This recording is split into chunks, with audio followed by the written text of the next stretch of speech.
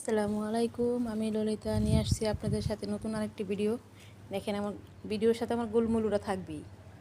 দেখতে পাচ্ছেন আমি এখানে মূলা শাক রোপণ করছি। আলহামদুলিল্লাহ অনেক সুন্দর হয়েছে। আর যেহেতু এখন শীতের সিজন, সেহেতু সবজিটি খুব ভালো হয়। আপনারা যে যেখানে আছেন, যদি সামান্য একটু জায়গা থাকে সেইখানে যে কোনো একটা সবজি গাছ লাগাইবেন, ইনশাআল্লাহ ভালোই হবে।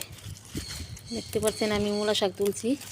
মূলা এখনও আসে নাই, এখনও হয় নাই মূলা, হয়েছে আর কি, খুব কম। আর দেখেন বেগুনের চারা লাগাইছি।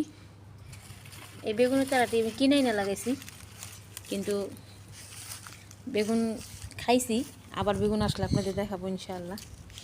দেখেন আমার গোলমলুটি, এই দেখেন মূলা শাক।